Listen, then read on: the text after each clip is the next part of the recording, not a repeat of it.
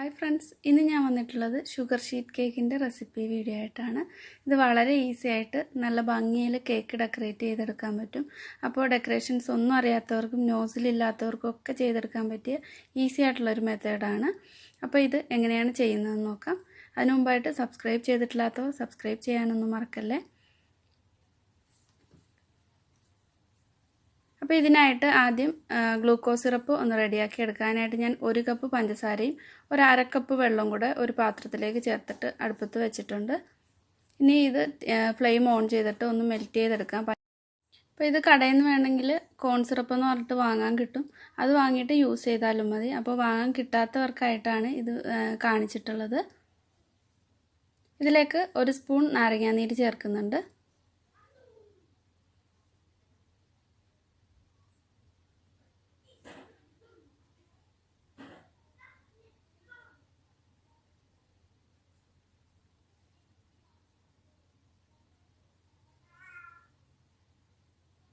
അപ്പോൾ ഇത് നല്ല തിക്കായിട്ട് വന്നിട്ടുണ്ട്.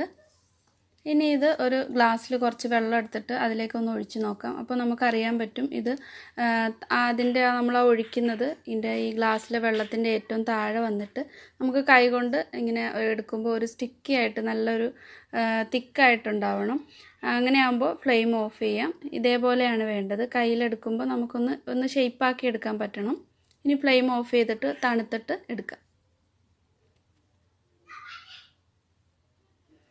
ഇപ്പോൾ കോൺ സിറപ്പൊക്കെ നന്നായിട്ട് തണുത്ത് നല്ല തിക്കായിട്ടുണ്ട്.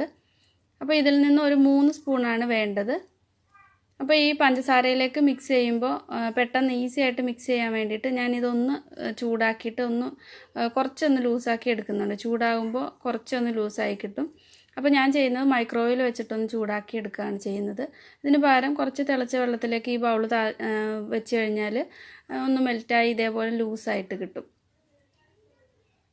ഇനി ഞാനിവിടെ ഒരു 1/2 കപ്പ് പഞ്ചസാര എടുത്തിട്ടുണ്ട്. ഇത് ഇതേപോലെ ഒരു കവറിലേക്ക് ഇട്ട് കൊടുക്കാം. അപ്പോൾ സിപ്പ് ലോക്ക് ബാഗ് ഉണ്ടെങ്കിൽ അതിലേക്ക് ഇട്ട് കൊടുക്കാം. അല്ലെങ്കിൽ ഒരു ബൗളിൽ പഞ്ചസാര ഇട്ടിട്ട് ഇതിലേക്ക് കളർ ആഡ് ചെയ്തിട്ട് മിക്സ് ചെയ്തെടുത്താൽ മതി. കൈ കൊണ്ടായാലും മിക്സ് ചെയ്തെടുക്കാം. ഞാനിപ്പോൾ കയ്യിൽ കളർ ആവാതിരിക്കാൻ വേണ്ടിയിട്ടാണ് കവറിലേക്ക് കളറ് ചേർത്ത് കൊടുക്കുന്നത് പഞ്ചസാരയോടൊപ്പം.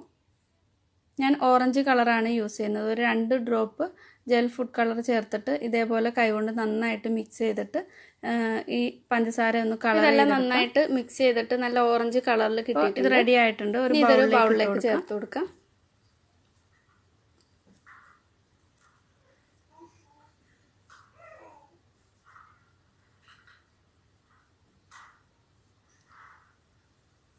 ഇനി പഞ്ചസാര നേരത്തെ നമ്മൾ മെൽറ്റ് ചെയ്ത് വെച്ചിട്ടുള്ള ആ കോൺ സിറപ്പിലേക്ക് ചേർത്ത് കൊടുക്കാം.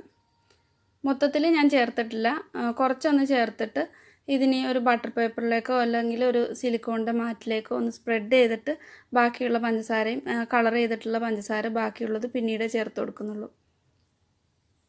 അപ്പോൾ ഒരു 3/4 ഭാഗത്തോളം ചേർത്തിട്ടുണ്ട്. അപ്പോൾ ഇത് നല്ല സ്റ്റിക്കി ആയിട്ടാണ് ഇരിക്കുന്നത്. ഇങ്ങനെ ആകുമ്പോൾ സ്പ്രെഡ് ചെയ്യാൻ കുറച്ച് ഈസി ആയിരിക്കും. ഒരു ബട്ടർ പേപ്പറിൻ്റെ മുകളിലേക്ക് ഇട്ട് കൊടുത്തിട്ടുണ്ട്. ഇനി ഇത് നന്നായിട്ടൊന്ന് സ്പ്രെഡ് ചെയ്യാം. അപ്പോൾ ഷോപ്പിൽ നിന്ന് വാങ്ങിക്കുന്ന കോൺ സിറപ്പാണ് യൂസ് ചെയ്യുന്നതെങ്കിൽ ഇത്ര സ്റ്റിക്കി ആവില്ല. നല്ലപോലെ തന്നെ നമുക്ക് സ്പ്രെഡ് ചെയ്യാൻ ഈസി ആയിരിക്കും.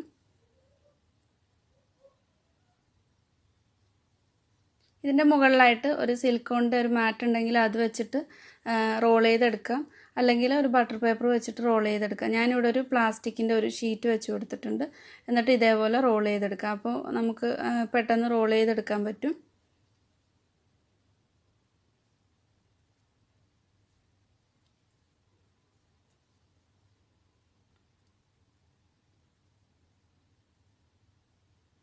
ഇപ്പോൾ എടുത്തിട്ടുള്ളത് ചെറിയ തരിയുള്ള പഞ്ചസാരയാണ്.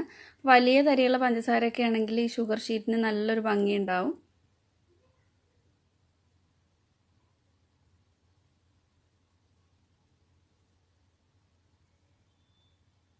ഇത് ഇങ്ങനെ ഒന്ന് ലെവൽ ചെയ്ത് കൊടുക്കുക. അപ്പോൾ കേക്കിലേക്ക് ഒട്ടിക്കുമ്പോൾ ഈസി ആയിട്ട് നമുക്ക് ഒട്ടിക്കാനും പറ്റും.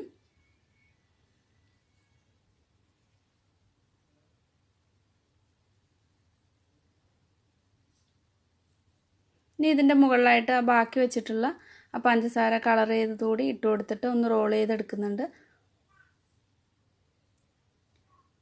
ഇത് ഞാൻ ബേക്ക് ചെയ്തിട്ടാണ് എടുക്കുന്നത്. ബേക്ക് ചെയ്യാതെ റൂം ടെമ്പറേച്ചറിൽ വെച്ച് ഒരു 5 മുതൽ 8 മണിക്കൂർ വെച്ച് കഴിഞ്ഞാൽ നന്നായിട്ട് തന്നെ ഒന്ന് സെറ്റായിട്ട് നമുക്ക് കേക്കിലേക്ക് ഒട്ടിച്ചെടുക്കാൻ പറ്റുന്ന ആ ഒരു ഇതിൽ കിട്ടും.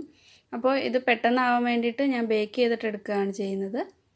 ഞാൻ ഓവൻ 100 ഡിഗ്രിയിൽ പ്രീ ഹീറ്റ് ചെയ്തെടുത്തിട്ടുണ്ട്. ഓവനിലേക്ക് വെച്ചിട്ട് ഒരു 10 മുതൽ 12 മിനിറ്റ് വരെ ബേക്ക് ചെയ്തെടുക്കാം 100 ഡിഗ്രിയിൽ. അപ്പോൾ ഓവൻ ഇല്ലാത്തവർ അല്ലാതെ ചെയ്ത് നോക്കിയാൽ മതി. നന്നായിട്ട് തന്നെ ഡ്രൈ ആയിട്ട് നല്ല നമുക്ക് ഇളക്കിയെടുക്കാൻ പാകത്തിന് കിട്ടും. ഞാൻ 12 മിനിറ്റ് കൊടുത്തിട്ടുണ്ട്. ഒരു 10 മിനിറ്റൊക്കെ ആകുമ്പോൾ അത് നന്നായിട്ട് തന്നെ സെറ്റായി കിട്ടും. ഇവിടെ കേക്ക് ഞാൻ ഐസിങ് ചെയ്തെടുത്തിട്ടുണ്ട്. കുറച്ച് ഉയരത്തിലുള്ള കേക്കിലേക്ക് നമ്മൾ ഈ ഷുഗർ ഷീറ്റ് ഒട്ടിച്ചു കൊടുക്കുമ്പോഴായിരിക്കും നല്ലൊരു ഭംഗി ഉണ്ടാകുന്നത്. ഞാൻ കുറച്ച് ഉയരത്തിലാണ് കേക്ക് ഐസിങ് ചെയ്തെടുത്തിട്ടുള്ളത്. ഇപ്പോൾ ഷുഗർ ഷീറ്റ് നന്നായിട്ടൊന്ന് തണുത്തിട്ടുണ്ട്. ഇതേപോലെ ബട്ടർ പേപ്പറിൽ നിന്ന് നമുക്ക് ഇളക്കിയെടുക്കാൻ പറ്റും.